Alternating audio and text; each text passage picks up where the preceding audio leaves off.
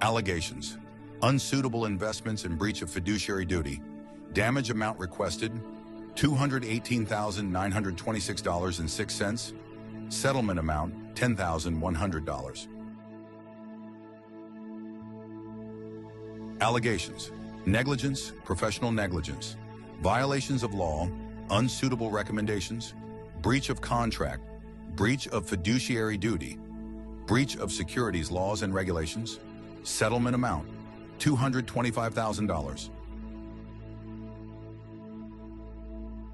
Allegations: breach of written contract, breach of fiduciary duty, failure to supervise, negligence and gross negligence, misrepresentations and omissions, violation of FINRA rules, violation of federal securities laws, violation of California and Colorado Securities Acts, violation of the Investment Advisors Act of 1940, violation of Reg BI. Damages amount still pending.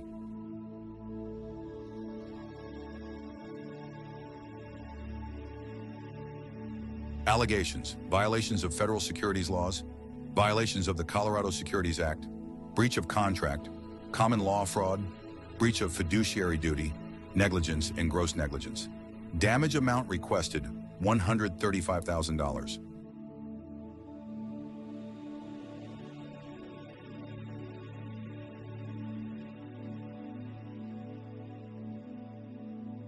Allegations: unsuitable investments, violation of federal securities laws, fraud in offer or sale of securities, fraud in connection with the purchase or sale of securities, violations of the Colorado Securities Act, violation of the California Securities Act, California unfair, unlawful, and fraudulent business practices, misrepresentations and omissions of material fact, breach of contract, common law fraud, breach of fiduciary duty, negligence and gross negligence.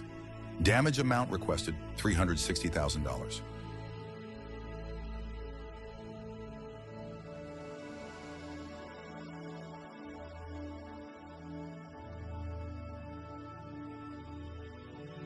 Allegations: rescission, breach of written contract, breach of fiduciary duty of failing to act in claimant's best interest, negligence and gross negligence, misrepresentations and omissions, violation of FINRA rules, violation of federal securities laws, violation of the Colorado Securities Act, and violation of Regulation BL.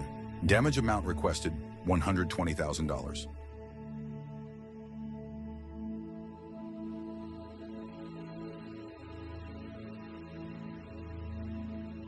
Allegations: violations of federal securities laws, fraud in offer or sale of securities, fraud in connection with the purchase of sale of securities, violations of California securities laws, unsuitable recommendations, misrepresentations, and omissions of material fact, California unfair, unlawful, and fraudulent business practices, violation of California's financial elder abuse law, violation of Washington's Securities Act, violation of Washington's Consumer Protection Act, violation of the Colorado Securities Act, violation of Colorado Consumer Protection Act, breach of contract, common law fraud, breach of fiduciary duty, negligence and gross negligence.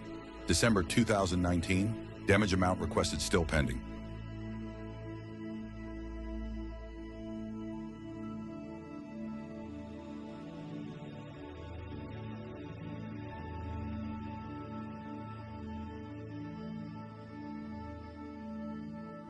After hearing all of that, does Will Duffy sound like an honest man?